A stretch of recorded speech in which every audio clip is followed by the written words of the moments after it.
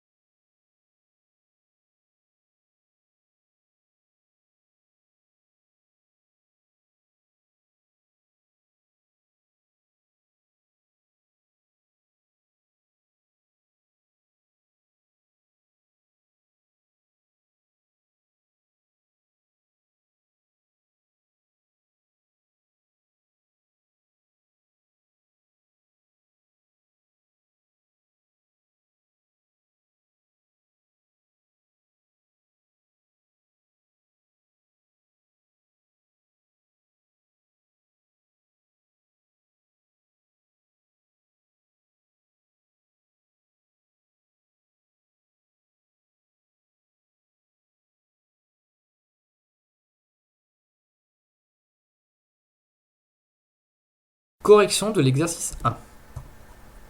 Donc nous avons notre schéma de départ. Donc la résistance 3 et la résistance 4 n'ont aucun nœud qui les sépare. Un nœud, c'est comme on voit ici. Ça se sépare en deux. Là, on n'a aucun nœud qui les sépare. Elles sont donc traversées par la même intensité. Vu que ce sont des résistances, on les réunit en les additionnant. Ce qui nous transforme la résistance 3,4. La résistance 3,4 est égale à la résistance 3 plus la résistance 4. Vu qu'elles ont respectivement 2 ohms chacun, ça nous fait une résistance R34 de 4 ohms. R1 n'est pas en série avec d'autres résistances, vu qu'elle est séparée par un nœud. Elles ne sont pas non plus en dérivation. En revanche, R2 et R34, elles sont en dérivation. Donc on les calcule avec la formule 1 sur R234 est égal à 1 sur R2 plus 1 sur R34. Ce qui nous fait 1 sixième, vu que la résistance 2 est égale à 6 ohms, plus 1 sur 4. On avait calculé R34 est égal à 4 ohms, ce qui nous fait une résistance 1 sur R234 est égal à 5 douzièmes. Sauf qu'on est à 1 sur R234. Donc R234 est égal à l'inverse, 12 cinquièmes, soit 2,4 ohms. Nous avons maintenant R1 et R234 qui sont en série, séparés par aucun nœud. Donc la résistance équivalente est égale à R1 plus R234. 0,6 ohm est égal à 3 cinquièmes, plus 12 cinquièmes, ce qui nous fait 15 cinquièmes, un total de 3 ohms. La résistance équivalente est égale à 3 ohms. Je vous remets les items. La réponse juste était l'item A.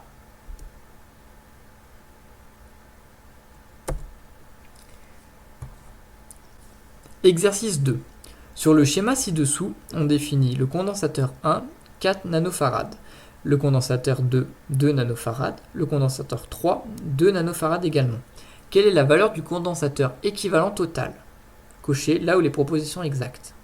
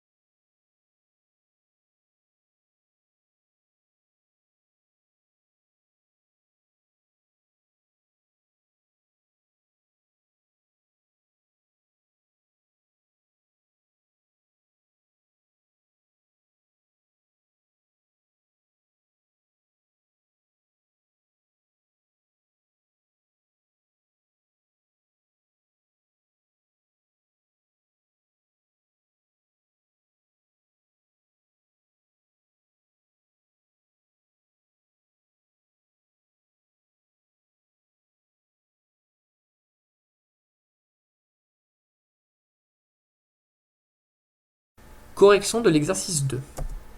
Nous reprenons le schéma de départ. On voit que C1 n'est pas en série avec C2 ou C3, puisqu'ils sont séparés de C1 par un nœud. Il y a un nœud ici. Et donc ils ne sont pas parcourus par la même intensité que C1. C2 et C3, comme on le voit, ils sont en dérivation. Dans le cadre des condensateurs, un circuit en dérivation s'additionne. Donc C de 3 est égal à C2 plus C3. Vu qu'il y avait une charge de 2 nanofarads respective, on a C de 3 qui est égal à 4 nanofarads. On se retrouve désormais donc dans un circuit en série. Donc C1 et C2 3 sont en série. Donc on les additionne avec la formule 1 sur C équivalente est égal à 1 sur C1 plus 1 sur C2 3.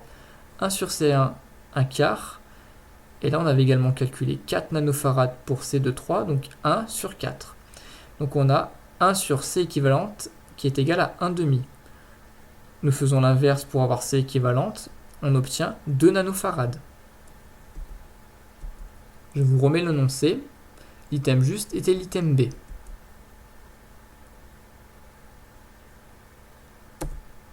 Je vous fais un petit rappel. Donc, lorsque nous sommes avec des résistances, les résistances en série s'additionnent. Alors que les condensateurs en série, on utilise la relation 1 sur condensateur équivalent est égal à 1 sur condensateur X plus 1 sur condensateur Y. Pour les résistances en dérivation, on fait ce que l'on fait pour les condensateurs en série. Alors que chez les condensateurs en dérivation, on les additionne. Ce tableau est bien important à comprendre. Exercice 3. Un fil cylindrique est parcouru par une intensité de 8 ampères. La tension mesurée entre les deux extrémités est de 0,3 volts. Le fil mesure 80 mètres et a un diamètre de 2 mm. Quelle est la résistivité de ce fil?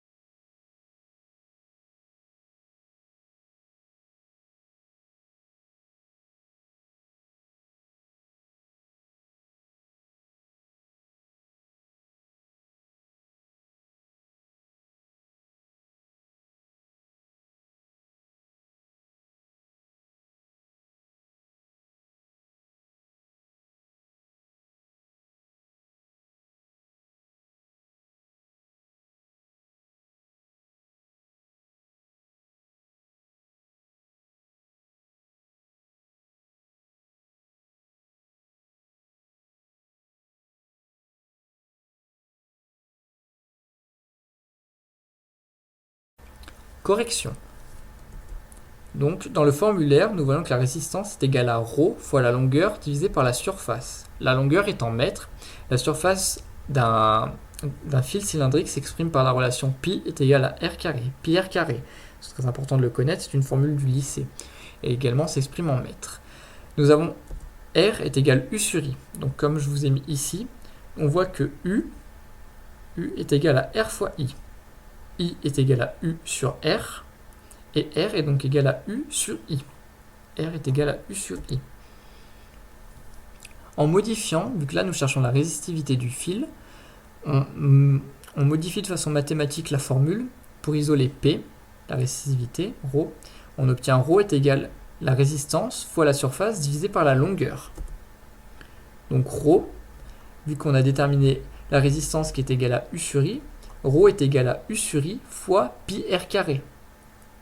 La formule de la surface, divisée par la longueur. Ρ est égal à 0,3. La tension est notée U, divisée par l'intensité, intensité de 8 ampères, fois pi R0. Attention, dans l'énoncé, c'est le diamètre. Donc le rayon est le diamètre divisé par 2. Donc 1 fois 10 moins 3, et on n'oublie pas le carré, qui est important. Et on demande le rayon, donc il faut bien lire les énoncés. On divise par 80 mètres, qui est la longueur. On obtient donc une résistivité de 1,471 fois 10 puissance moins 9 ohms par mètre. L'item juste était donc l'item D.